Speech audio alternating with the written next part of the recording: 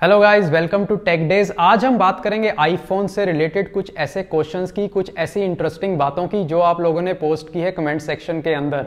हालांकि मैं ट्राई करता हूं कि हर कमेंट का आंसर दूं, पर कुछ बातें ऐसी होती हैं जो कमेंट सेक्शन में आप पूरी तरह एक्सप्लेन नहीं कर पाते हैं। तो यहाँ पर मैंने कमेंट सेक्शन के अंदर से जो मोस्ट फ्रिक्वेंटली आस्क्ड क्वेश्चंस थे उनको पिक किया है और इस वीडियो में हम उन बातों को और उन क्वेश्चंस को डिस्कस करेंगे। तो चलिए बात करते हैं सबसे पहले क्वेश्चन की, जो काफी बार पूछा गया है कमेंट सेक्शन के अंदर। वो ये है कि क्या आईफोन SE लेना चाहिए 2019 में।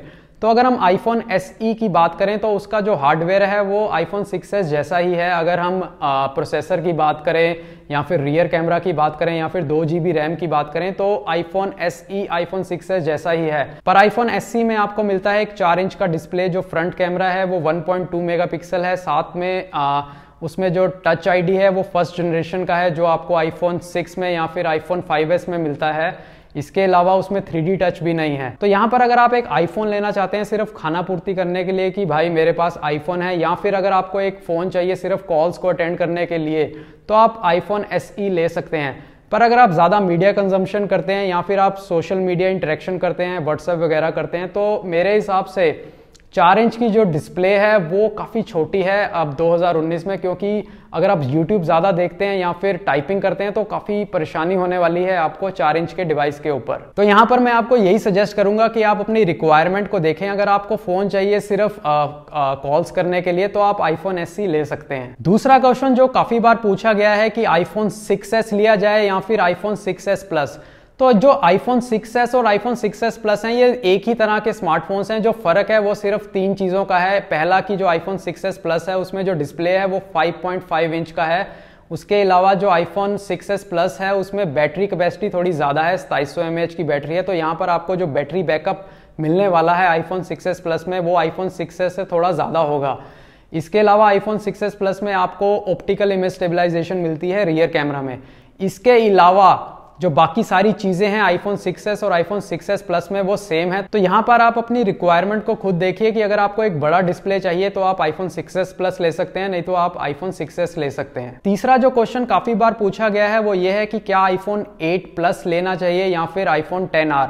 तो यहाँ पर अगर हम आज की बात करें तो आईफोन 8 प्लस का प्राइस है 69,000, जबकि आईफोन 10R का प्राइस 75 से 77,000 की रेंज में है। तो जो प्राइस डिफरेंस है दोनों स्मार्टफोन्स के बीच में वो 6-7 हज़ार रुपए का है। तो यहाँ पर आपको 10R में मिलता है बेटर प्रोसेसर A12 चिप, जो A11 चिप जो आईफोन 8 प्लस में है उससे 15% फास्टर है, 50% ज़्यादा एनर्जी एफिशिएंट है और 50% फास्टर उसकी ग्राफिक परफॉर्मेंस है। इसके अलावा जो आईफोन 10R का बैटरी बैकअप है वो 8 प्लस से 1.5 घंटा ज़्यादा है। इसके अलावा आईफोन 10R में आपको मिलता है नया बेजलेस डिस्प्ले, साथ में फेस ID।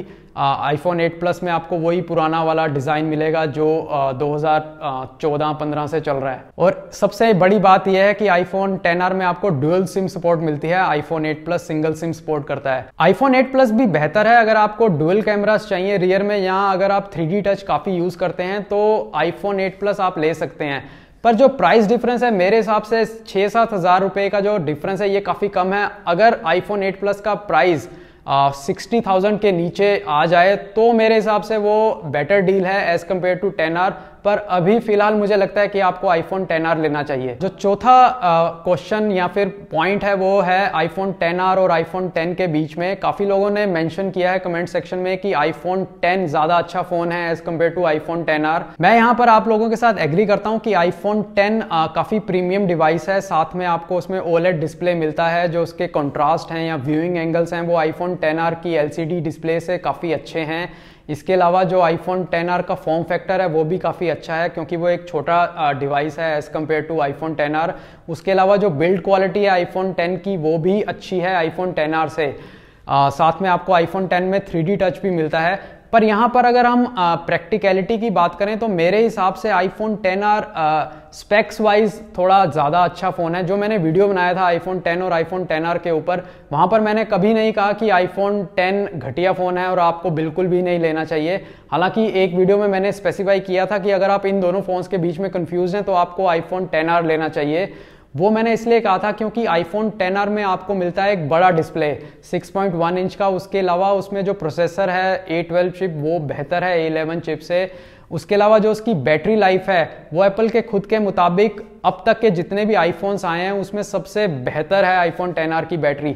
तो यहाँ पर मेरे लिए प्रोसेसर, डिस्प्ले का बड़ा होना और ज़्यादा बैटरी बैकअप, ये ज़्यादा इंपॉर्टेंट चीज़ें हैं एज़ कम्पेयर टू लुक्स। तो यहाँ पर अगर आपको आईफोन 10 अच्छा लगता है, आपको 3D टच ही चाहिए, आपको डुअल कैमरा सेटअप चाहिए जो आईफोन 10 में है जबकि 10R में नहीं है, तो आप आईफोन 10 ले सकते हैं। दोनों स्मार्टफोन्स काफ़ी अच्छे हैं। पांचवा जो क्वेश्चन है वो रिलेटेड है आईफोन SE 2 से। तो यहाँ पर मैं आपको बताना चाहता हूँ कि एप्पल की तरफ से कोई भी नोटिफिकेशन या फिर कोई भी लीक ऐसा नहीं आया है कि आईफोन SE 2 आने वाला है। आईफोन SE 2 मेरे हिसाब से इसलिए भी नहीं आएगा क्योंकि एप्पल का जो फोकस है वो बड़े डिस्प्लेस के ऊपर है, क्योंकि लास्ट ईयर एप्पल ने लॉन्च किया था आईफोन 10s मैक्स जो 6.5 इंच का डिस्प्ले के साथ आता है। तो यहाँ पर मुझे लगता है कि अब छोटे स्क्रीन की जो डिमांड है वो काफ़ी कम है मार्केट में, तो मुझे नहीं लगता है कि आईफोन SE 2 आने वाला है या आएगा। सिक्स्थ क्वेश्चन है रिगार्डिंग कि क्या हमें पुराने या सेकेंड हैंड आईफोन्स लेने चाहिए। तो यहाँ पर मैं आपको अपनी पर्सनल राय दूंगा कि पुराने आईफोन्स आपको नहीं लेने चाहिए,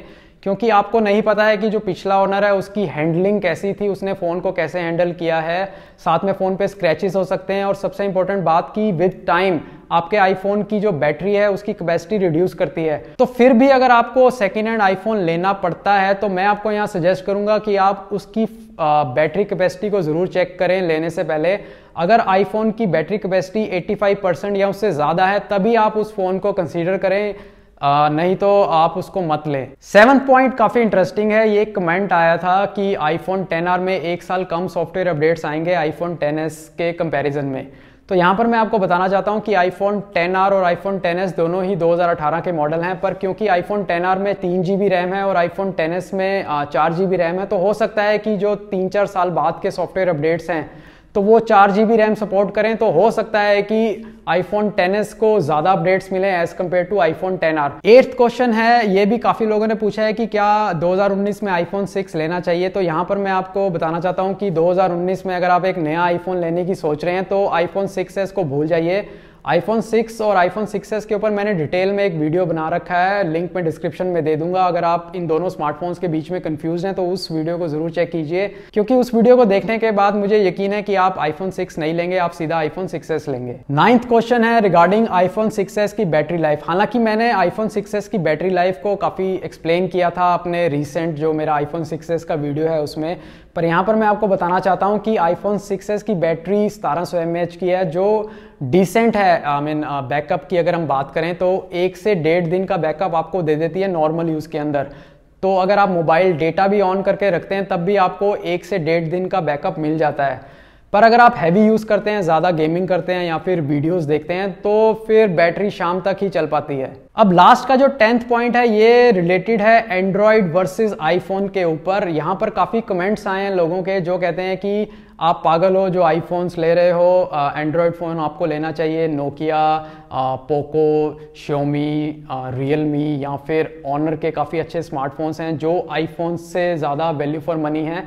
तो यहाँ पर मैं उन लोगों के साथ थोड़ा सहमत हूँ। मैं एग्री करता हूँ कि अगर आप 25-30 हज़ार की रेंज में एक स्मार्टफोन लेने का प्लान बना रहे हैं और अगर आपको आईफोन या iOS में कोई खास दिलचस्पी नहीं है तो यहाँ पर मैं भी आपको रिकमेंड करूँगा कि आप एक एंड्रॉयड फ़ोन लें, क्योंकि एंड्रॉयड फ़ोन ज़्यादा वैल्यू फॉर मनी है एज़ कम्पेयर टू आईफोन।